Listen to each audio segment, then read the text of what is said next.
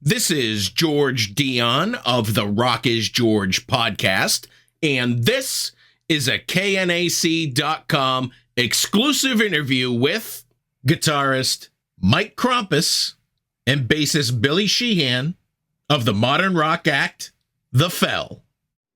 Billy, I'll start with you. If I knew absolutely nothing about The Fell, how would you describe the band's music to me?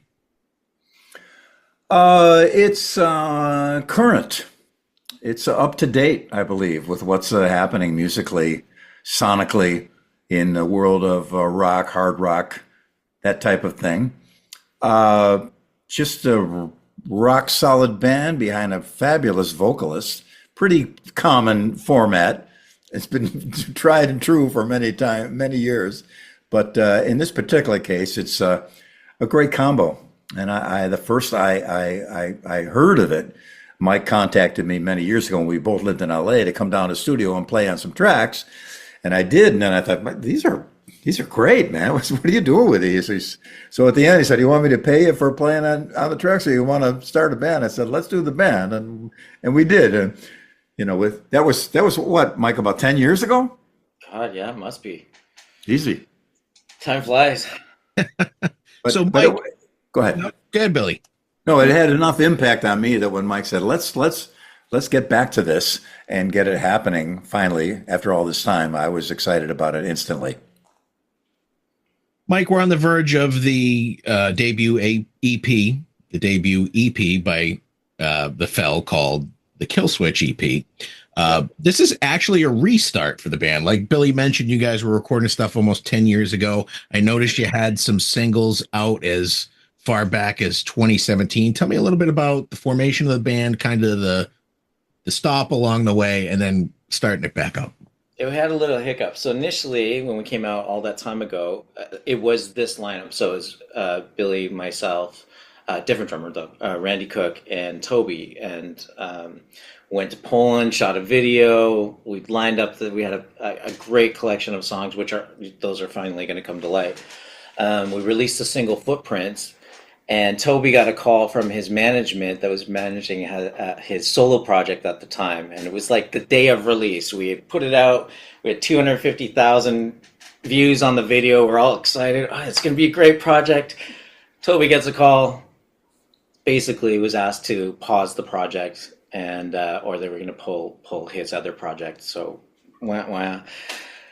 we went into a scramble, so we had to pull the video. We went into a scramble. We had some tour dates lined up, just like, you know, a quick little run of some Canadian and northern U.S. dates that we did. Found a singer who happened to be the young Jack Sparrow on Pirates of the Caribbean, the great little singer.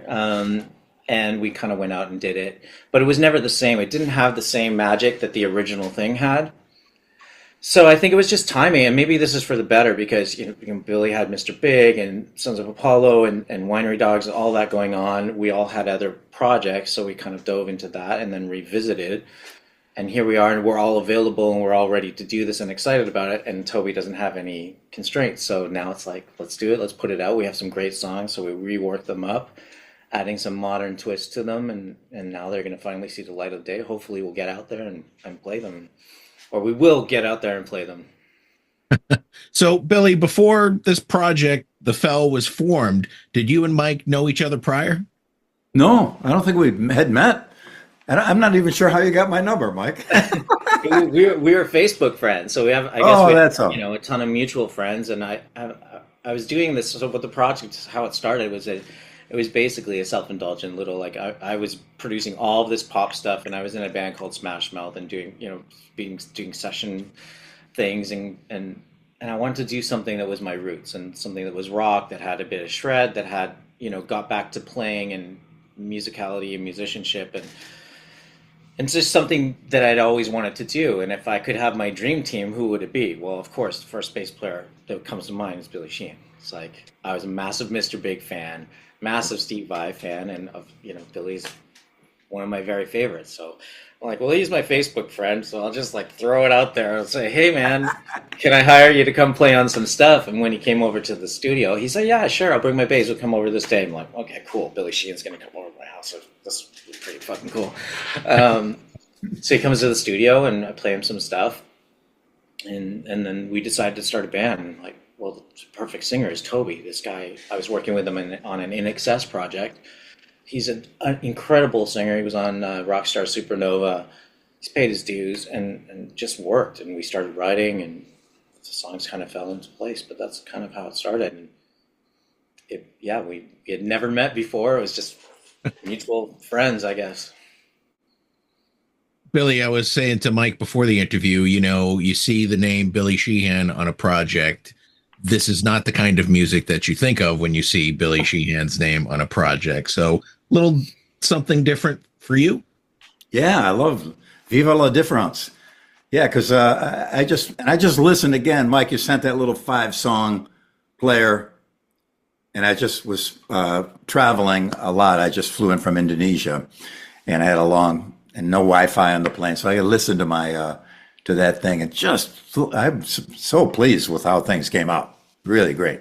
So I don't care. I during the pandemic, we couldn't do anything, so I did tracks for people. Out of nowhere, they would just write to me and say, "Hey, I got the song. Can you play bass?" And it was every style you can imagine, from death metal to modern pop to country to shred, whatever, to acoustic songwriter stuff, you name it. So I've never necessarily been locked into one particular thing. And in the early days, playing in compy tunes, our set list was all over the map, from Three Dog Night to King Crimson, and everything in between. So a broad spectrum of tastes. I'm glad I was exposed to that early on. So the way these songs are and the vibe of this music, I love. I think it's great. It's fantastic, and I can't wait to play it live. Mike, in this project, is everyone equally contributing song ideas, or are there primary songwriters? Yeah, everyone contributes. Everyone has their thing that they bring to the table. On the record, so when we started recording the tunes, Nick, who's playing drums with us, he wasn't around for some of this recording, so I ended up playing drums on the majority of the album. But contributions, Billy's like, hey, check out this part, and it's here's the shred section of this tune. And we in the early days we threw out the riffs. I think we got in a room together and just played live, and recorded 2 hours of us just kind of like sorry 2 hours of us just kind of jamming, turned into little snippets that we could take and go, hey, that riff is cool, that should be a song, this is really cool. And funny enough, I went back and listened last week to that stuff. I'm like, oh, there's some really cool ideas in there, so we'll probably pull from that. But it always starts with a riff or a lyric or a title. Toby sometimes will have something on acoustic and just play it. So we don't really have any rules with the project. Whoever brings something to the table, it's great. Yeah. Mike, tell me a little bit about your first single, Killswitch. It's also the name of the EP. So Killswitch, it's basically a F the system kind of song. It's just, time to reset. I think it's kind of about that. Started with a cool bass riff. That is the signature of the whole thing, and just a really cool bass riff. And it was written really quick. I think we kind of had the form instrumentally of what it was. Toby went in the vocal booth, and his original scratch vocal through that song ended up being the melody. That's what it was. It was like, there wasn't, hey, let's rework this a billion times. It was kind of, when he went in, sang some da-das, doo-doos, but that melody was what stuck. And Killswitch was the title that I believe Toby threw out there when he was going, on that initial, hey, let's throw a melody out. And we wrote around that. So we've redone that song several times, but the basis of the tune still stayed the same. So we tried, different guitar parts here, or maybe make it, drop this section or whatever, but it's basically been the same song since we wrote it so that long ago. You're actually going to release another single tomorrow. It's called Face Out. Billy, do you want to talk a little bit about that one? That's another in your face, outstanding. The little snippet that we put out to promote it. Again, I got just amazing comments for it. And And for me, when I hear this stuff, it really, it's going to really shine live. Toby's great live, and Mike is awesome live. Our drummer is killing, and I play live to live, and I live to play live, and that's I can't wait to do this stuff.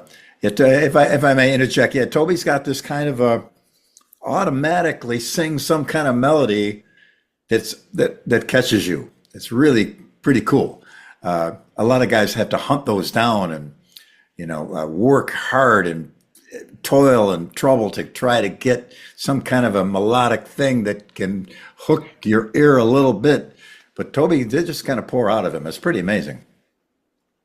Yeah, his vocal instincts are really cool. They go from everything, like you hear hints of Muse, but then you hear hints of like, I could hear Skid Row in his voice sometimes, like, and everything in between. Everything's from belty scream metal to soft spoken Jeff Buckley kind of things, and he's very versatile. Even though we're getting an EP from the Fell on October 24th, is this just like a tease for something bigger, perhaps a full album? Yeah, we do have a full album coming out in the new year. We haven't fully decided if it's January, February-ish. We're still getting some songs together for it, but that's the plan, and to go out and hit the road next year. We'll probably do some warm-up shows or some introduction shows around the release of the EP time or early in the year. But the idea is to get out and really start pounding these songs and get the album out and support it. Yeah. I can't wait to play live. Me too. It's been a bit for me.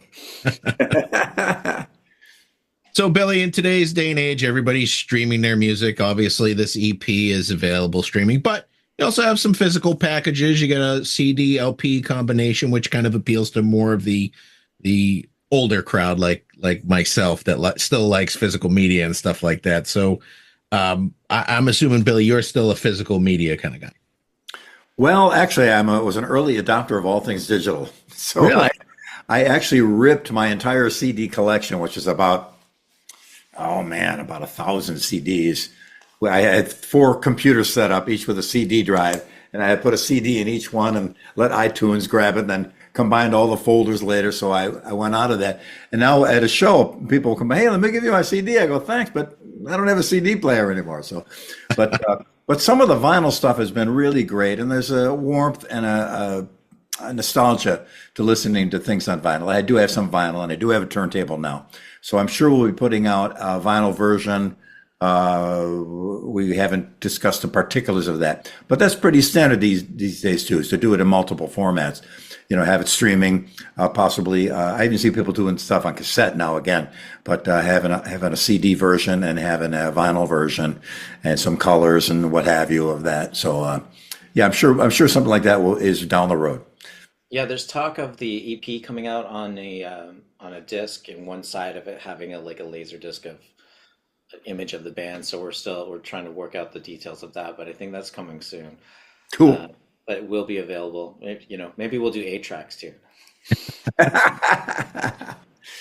So I was an early adopter of burning the CDs and saving it on my computer, but then you start changing computers and you start losing stuff. And then I went to the streaming, and then they started pulling songs because of licensing rights and stuff like that. So I could see the reason that some people want to hold on to their physical media. Yeah, well, I had a dedicated hard drive, which I've copied in about 10 other drives of over 2 terabytes of my music collection. So all my original CDs, and I had a bunch of bootleg stuff that I got on tour, late 80s, early 90s in Japan and in Germany. Unbelievable stuff, like Hendrix in a dressing room talking to a bunch of girls, Band of Gypsies rehearsals, outtakes of every Beatle thing you could imagine, Van Halen stuff, all kinds of crazy things. So I didn't want to lose any of them. So they're all in my collection now. That's pretty cool. Plus every demo and every live recording of everything I've ever done. So I'm careful about making sure to back it up into many drives, and even give a couple drives to people in other cities in case there's an earthquake and we lose everything. I still got my drive somewhere. Well done. So, Mike, you two keep talking about playing live. Do you have anything booked at this juncture? No, we're working on a couple dates for the end of November, which will be our kind of EP release, I guess, show. It's nothing solid yet, but as soon as we have those dates solid, they'll be announced everywhere. But I would imagine there's talk of a Toronto show, one of the first shows, maybe a Buffalo show. Obviously, we've got to hit Nashville and some of those other markets. But the real goal is just to get out there and really go out with a bang and do it right. And, we don't want to tour in, sitting on milk crates and things like that. So we want to make sure we get as much promotion and exposure on this album so we can go out and do it comfortably and have it seen the right way.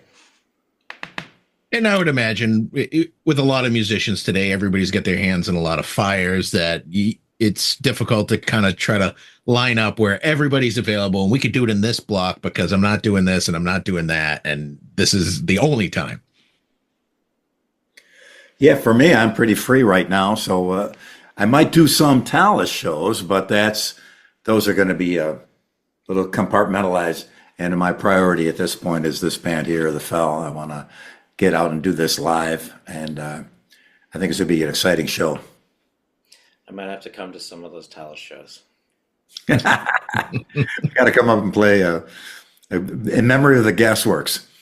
Oh, yeah. Mike, you mentioned to me before the interview that you're putting this EP out on your own label, Crown X Recordings. Obviously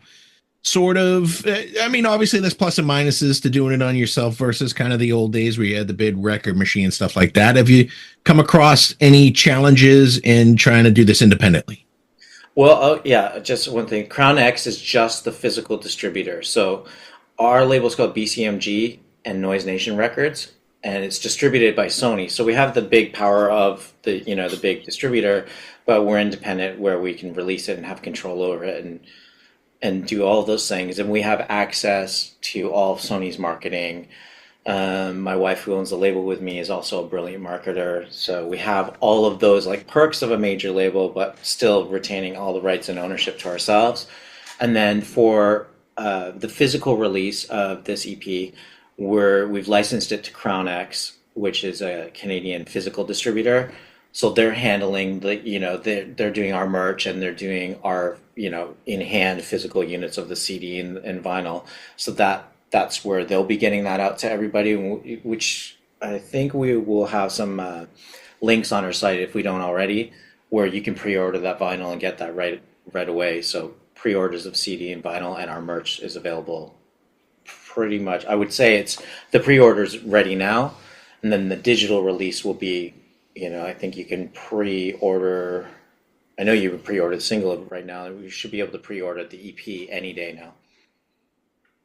Billy, when it comes to promotion, at least from your end, obviously you've had the big machine behind you as well, and now the artist has to be a little more engaged with the crowd. You have to interact with the fans on social media. You have to kind of do a lot more things hands-on. How has it been for you making that transition?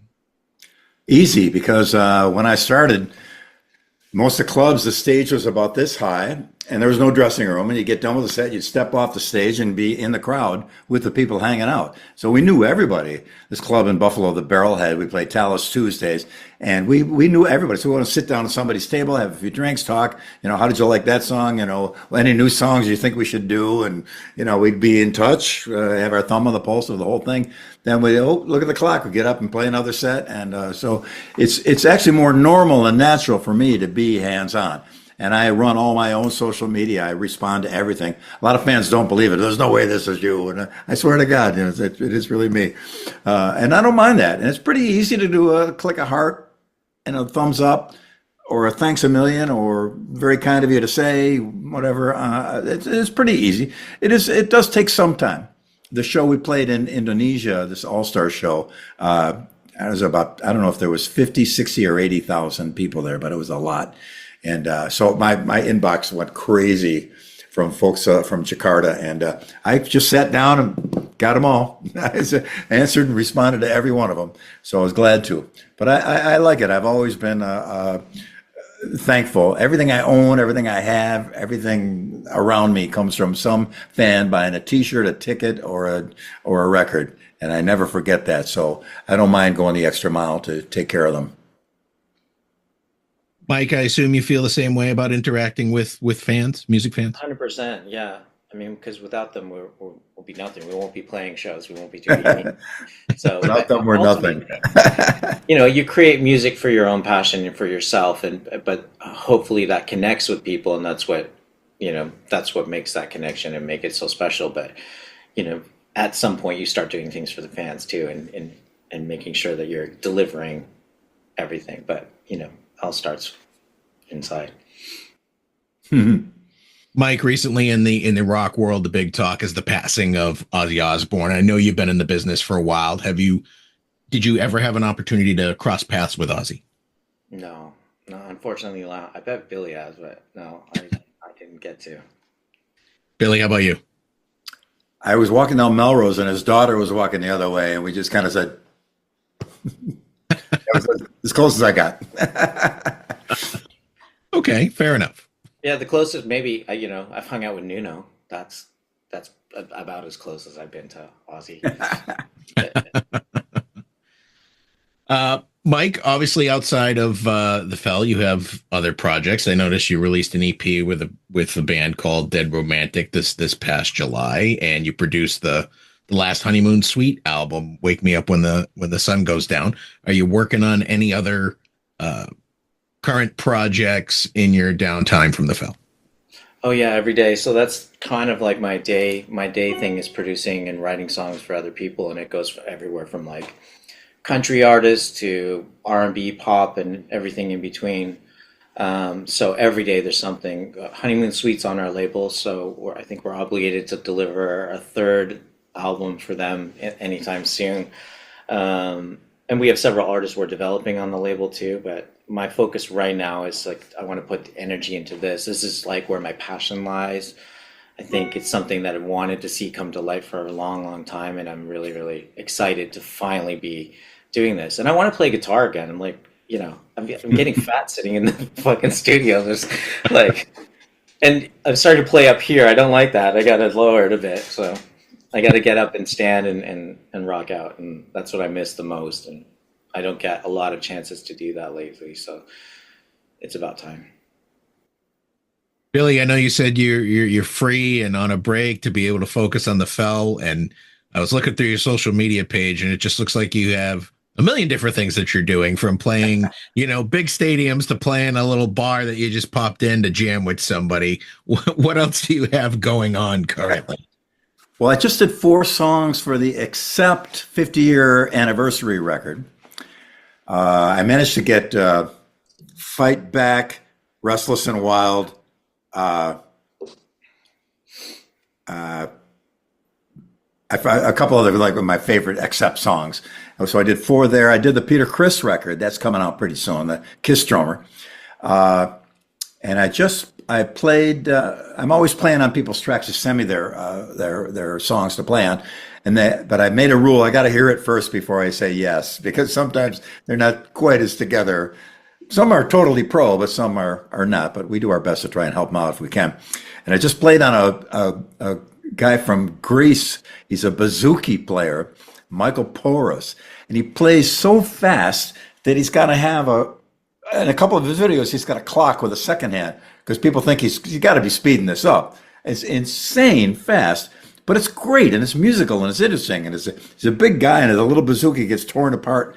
And so I played on 2 tracks with him. That was a challenge, because that's Greek music is different than what our ears are used to. It's got a different scales and things, but I managed to pull it off, and he's happy, and that's quite an amazing, quite an incredible artist. So yeah, I'm always doing something on the side too, not unlike Mike. We're always something going on from every genre you could imagine. So that's always good.